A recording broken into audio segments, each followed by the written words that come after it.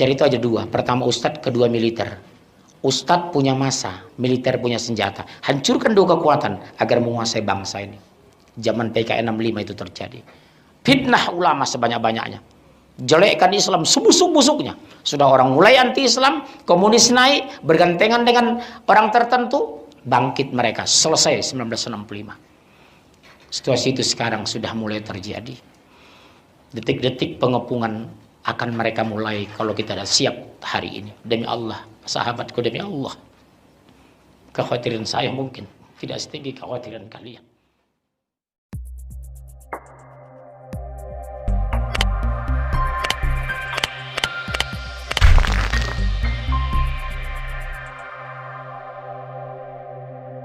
Nah, sesi pertama dari 220 betapa bijak maha bijaksananya Allah. Sesi kedua coba lihat.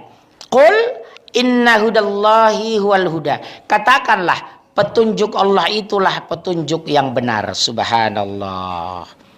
Di satu pihak ada informasi ancaman, di pihak lain ada apa? Jalan keluar, solutif. Ada informatif, ada solutif. Yang ketiga Pak, baru sanksi. Hebat kan firman Allah itu. Qul inna hudallahi huwal huda. Katakanlah petunjuk Allah itulah petunjuk yang benar. Sedahsyat apapun kepungan Australia, sebanyak apapun uang China, sehebat apapun konspirasi Amerika, kalau kamu kembali kepada Al-Quran pasti diselamatkan dan dibantu ditolong oleh Allah. Qul inna hudallahi huwal huda. Coba ada role model di dunia ini, negara Islam yang dulu sekuler kembali ke Islam apa? Turki. 90 tahun di sana presiden tidak pernah istrinya berhijab. 90 tahun pertumbuhan ekonomi stuck di bawah Eropa Barat. 90 tahun militer tidak boleh sholat jamaah di masjid. 90 tahun azan tidak boleh pakai bahasa Arab. 90 tahun Islam jadi agama sampah. 90 tahun generasi muda jauhkan dari Al-Quran. Begitu dipegang oleh Erdogan berapa tahun terakhir pertumbuhan ekonomi 7,2%, tertinggi di Eropa. Indonesia kemarin pertumbuhan ekonomi kita berapa? Makroekonomi 5,02%. Subhanallah. Sekarang sholat subuh sama ramai dengan sholat Jumat. Pertumbuhan ekonomi mereka 7,2%. Baju jas mulai ditinggal kembali ke baju muslim. Wanitanya sudah bangga berhijab. Al-Quran diperdengarkan di mana-mana. Presiden sholatnya tepat waktu. Kemarin di Ankara Turki berkilometer jalan ditutup, iftar jamaah buka bersama dengan pejabat negara. 90 tahun tidak pernah terjadi. Begitu mereka kembali ke Quran, fala khaufun 'alaihim wala hum yahzanun. Orang yang mengikuti petunjuk Al-Quran tidak ada kekhawatiran bagi mereka dan mereka tidak bersedih hati. Turki role model negara Islam sekarang. Makanya sekarang dibully habis-habisan sama negara Eropa, dilecehkan sama negara tetangga karena mereka lihat jangan sampai Turki lokomotif Islam di Eropa dan Asia Selatan dan Tenggara. Dulu mereka takut benar dengan Indonesia. Era kebangkitan mulai di Indonesia. Sekarang yang berhijab, yang berjenggot, celana gantung diawasi. Dianggap lokomotif Islam kembali kepada Al-Quran. Yang musuh Islam itu orang Islam sendiri. Lihat Profesor Dr. Kiai Haji, betul kan? Mengatakan semakin panjang jenggotnya semakin goblok. Dia lupa semua Nabi dan Rasul berjenggot. Dia lupa semua Nabi dan Rasul memanjangkan jenggotnya, mencukur kumisnya. Apa dia bilang? Biarkan aja sab itu jarang supaya setan masuk ikut sholat jamaah. Bagaimana mungkin setan sholat jamaah dia masuk surga? Dia sendiri udah ahli neraka jahanam. Profesor tergoblok yang saya temukan sepanjang sejarah Indonesia. Antum sudah tahu siapa itu kan? Gak usah sebut nama lah. Udah keluar masuk di otak. Nah, yang ketiga buka surat 220 langsung cepat. Jangan lihat saya, lihat Qurannya. 220 langsung dari atas, cepat Mas. Dan orang-orang Yahudi dan Nasrani tidak akan rela kepadamu Muhammad sebelum engkau mengikuti agama mereka. Iya, sebelum kamu murtad, sebelum kamu karakter, sebelum kami duduk di kafe. Sekarang pertanyaan, berapa kali antum buka WA sehari, berapa kali buka Quran sehari? Berapa jam bisa ikhlas di masjid, berapa jam antum duduk di kafe? Semua kampus-kampus besar, UI, ITB, UGM, USU, dibangun kafe-kafe. Habis saya mengajar 3 SKS di kampus, jam 10, jam 11, sampai jam 4 masuk kafe. Kapan zuhurnya, di mana asarnya? Coba lihat. Dari populasi mahasiswa Gunadarma, ada nggak 10% yang mau masuk ikut pengajian? No. Dari populasi sekolah Islam di Jakarta saya isi 500, yang hadir cuma berapa? 52 orang. Berarti hanya 11%. Sementara mereka pembinaan di gereja jam 8 sampai jam 9, 4 sampai 10 tahun. Jam 9 sampai jam 10, 10 sampai 15 tahun. Jam 10 sampai jam 12, umur 15 sampai dewasa.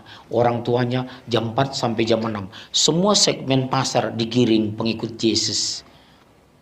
Didoktrin agama yang benar hanya Kristen. Tuhan yang benar hanya Yesus. Indonesia, kita umat Islam tidak punya itu. Segmen usia sudah digarap sama mereka. Ujung ayat itu cepat baca, cepat-cepat. Jangan lihat saya, lihat Quran. Katakanlah, sesungguhnya petunjuk Allah itulah petunjuk yang benar. Nah, yang saya jelaskan tadi, jika kita kembali kepada Al-Quran, kita akan dimenangkan. Lihat Turki, lihat Brunei. Begitu Raja Brunei mengumumkan, Amerika dan Eropa jangan menyempuri urusan negara kami akan menerapkan syariat Islam secara kafah. Apa yang terjadi? Berapa bulan kemudian ditemukan cadangan gas cukup 1000 tahun lebih di Brunei Darussalam. Antum belum pernah ke Brunei? Kasihan ya. Tahu nggak antum di Brunei itu? Kalau kita diundang ngisi kajian ke Brunei, ya, itu semua mau 1.500 yang hadir, itu semua memberikan amplop. Di sini paling satu, betul ya? Di sana semua ngasih. Artinya apa? Pertama, mereka sejahtera. Kedua, peduli terhadap agama. Satu-satunya negara di muka bumi ini, Pak. Kalau kami diundang ke luar negeri, karena saya sering ke luar negeri. Saya diundang kalau ke negara lain, sekaya apapun, paling satu orang beri itu. Di sana semua memberi itu. Antum, coba baca Al-Quran di Masjid Kerajaan Brunei itu. Selama sebulan di sana, cukup biaya setahun kembali ke Indonesia. Subhanallah makmurnya. Di sana petani karet itu, hampir semua punya mobil. Di Malaysia juga seperti itu. Islam mereka 64%. Tapi maaf, Mahathir Muhammad meletakkan pondasi ekonomi yang kuat di Malaysia. Tidak boleh satu perusahaan pemodalan asing atau penanam modal dalam negeri, kecuali di dalamnya Dewan Direksi dan Dewan Komisaris harus Melayu Muslim. Makanya sana tidak ada penanam modal asing yang di dalamnya Dewan Direksi dan Dewan Komisaris yang murni asing. Harus ada Melayu Muslim di komisaris maupun di Dewan Direksi. Subhanallah. Sampai sekarang Malaysia menjaga itu. Pada Islam di sana 64%. Kalau Indonesia coba lihat. Komisaris utama Lim Sio Leong. Ya, Direktur Keuangan Tung Sing Chik. Direktur Pengembangan. Orang-orang mereka semua. Begitu giliran cleaning service Sutiem, Satpam Suparjo, Kepala Keamanan Panggabean. Begitu di atas, manajer ke atas, mereka semua pegang. Subhanallah. Kenapa? Al-Quran sudah bicara. Ya ayyuhalladzina amanu sabiru wasabiru warabitu wattaqullaha la'allakum tuflihun. Hai orang-orang beriman, bersabarlah. Tingkatkan kesabaranmu, jaga di perbatasan negerimu, siap siaga di negerimu. Di tafsir saya baca, agar orang kafir tidak menguasai negeri kamu. Subhanallah. Sekarang antum tahu, saya bicara data. Angkat tangan, siapa anak ekonomi di sini? Saya ngajar ekonomi. Siapa ekonomi di sini? Nggak ada. Nggak ada yang insaf ekonominya. Cuma satu orang. Fakultas teknik ada nggak di sini? Teknik ada nggak di sini? Di sini apa aja fakultas di sini? Oh, teknik ada, teknik. Teknik informatika. Siapa di sini? Cuma satu. Selebihnya nggak jelas.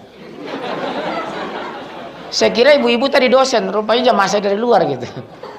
Masuk ke ruangan ini langsung berwibawa wajah mereka. Nah, coba kita lihat strategi mereka. Mereka punya strategi. Ujung ayat baca. Ujung ayat. Dan jika engkau mengikuti keinginan mereka setelah ilmu kebenaran sampai kepadamu, Tapi jika kamu mengikuti kemauan mereka, padahal Al-Quran sudah diturunkan, Rasul sudah diutus, Ustadz sudah teriak, kamu masih mengikuti pola pikir mereka, gaya makan mereka, cara hidup mereka, apa kata Allah, Mas? tidak akan ada bagimu pelindung dan penolong dari Allah. Ya udah, aku tidak mau menolong kalian lagi, terserah sakarepe dewe panjenengan.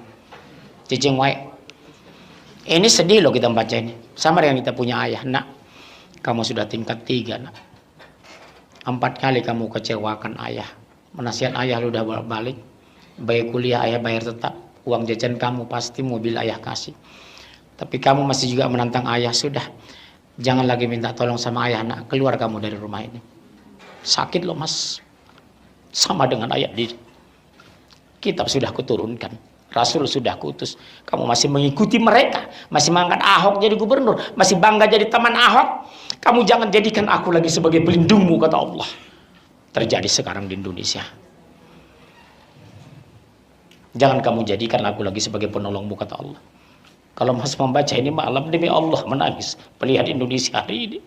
Karena mas tidak keliling loh di Indonesia. Saya dari Aceh sampai Renjaya. Baru seminggu yang lalu saya dari Pekanbaru, Dumai dan Batam. Subhanallah. Sekadar perbandingan mas. Kalian mahasiswa. Demi Allah di tangan kalian lah Indonesia dan Islam ini. Lihat pidato Pak Panglima TNI. Benteng terakhir Indonesia adalah umat Islam. Karena dari dulu yang berjuang itu umat Islam. Subhanallah. 400 gedung pencakar langit di Jakarta.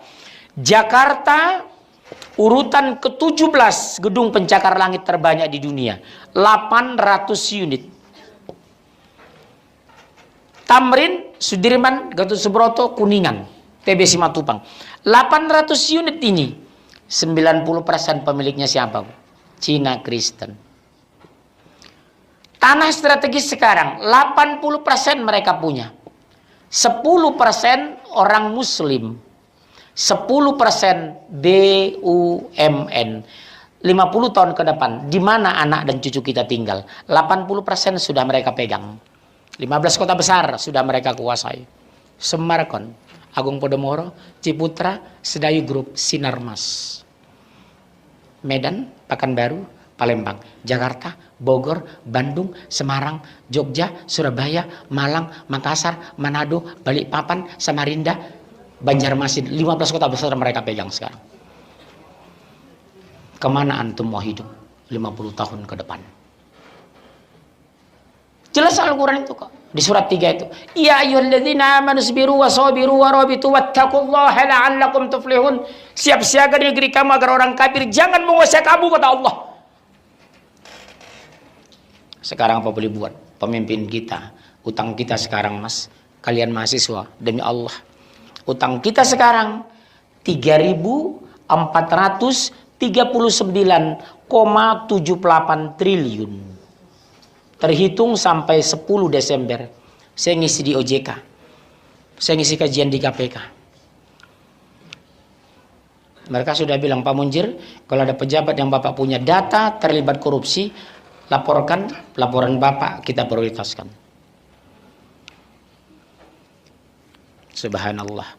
3.439,78 triliun hutang kita. Mayoritas kemana itu? Tiongkok. Lihat Zimbabwe dengan Angola.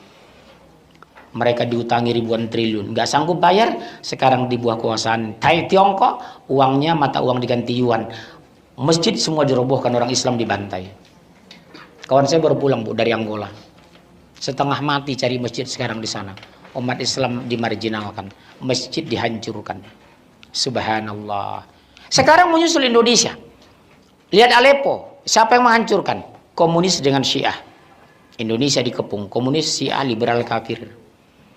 Mereka bersatu. Lihat 412, 212 Islam bangkit, 412 mereka bangkit.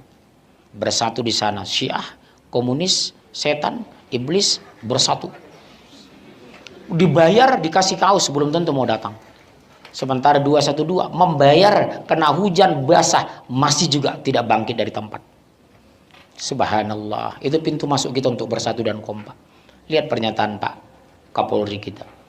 Dituduh Fatwa NUI menghancurkan modul taatan Bhinneka Tunggal Ika. Padahal justru Fatwa MUI membuat umat Islam kembali ke jalan yang benar. Lihat, selama ini pernik-pernik Natal diwajibkan. Sejak surat edaran itu efektif sekali. Saya ada acara di sebelum tanggal 25 Desember kemarin. Saya ada acara di Grand Indonesia, Plaza Indonesia, dan Atrium. Subhanallah. Tidak ada satupun saya pergoki orang Muslim pakai pernik-pernik Sinterklas, nyanyi-nyanyi yang aneh-aneh. Selama ini coba lihat di mall-mall, di ruang publik. bel segala macam. Sekarang alhamdulillah suara itu nyaris tak terdengar lagi. Subhanallah. Efektif, efektif. Tapi justru Pak Kapolri kita begitu kecewa, keberatan dengan MUI. Kemarin Menko Polkan memanggil MUI bertemu. Ada apa di balik ini? Tekanan yang luar biasa agar Islam jangan tampil dan jangan sampai mengkristal. Mereka khawatir mahasiswa di kampus sudah mulai jenggot, celana mulai gantung, sholat sudah tepat waktu, Al-Quran sudah di tangan, wajah sudah bersih, mereka mencium sinar Islam sudah mulai cemerlang di Indonesia. Jangan sampai muncul ke permukaan. Saudaraku sekalian, demi Allah, kekhawatiran kalian ananda mungkin tidak sekhawatir saya. Saya keliling dari Aceh sampai Irian Jaya. Kekhawatiran itu semakin mengkristal. Sampai saya perintahkan sama anak saya. Anak saya 3 laki-laki, saya siapkan besi di kamar mereka. Nak, kalau ada tengah malam menggedor-gedor rumah kita, orang tidak dikenal, pukul, bunuh, hancurkan. Kalau nggak komunis, ini Syiah. Karena yang mereka incar itu aja 2. Pertama Ustadz, kedua militer. Ustadz punya massa, militer punya senjata. Hancurkan 2 kekuatan agar menguasai bangsa ini. Zaman PKI 65 itu terjadi. Fitnah ulama sebanyak-banyaknya. Jelekkan Islam sebusuk-busuknya. Sudah orang mulai anti-Islam, komunis naik, bergantengan dengan orang tertentu, bangkit mereka. Selesai 1965. Situasi itu sekarang sudah mulai terjadi. Detik-detik pengepungan akan mereka mulai kalau kita sudah siap hari ini. Demi Allah, sahabatku, demi Allah. Kekhawatiran saya mungkin tidak setinggi kekhawatiran kalian. Sudah 2 kali saya di stop tabligh akbar di 2 kota besar di Indonesia ini. Karena saya ingin membahas Syiah di Indonesia. Tiket sudah dikirim pulang pergi. Mau terbang ditelepon. Mohon apa Munjir, kita dicabut izin. Subhanallah.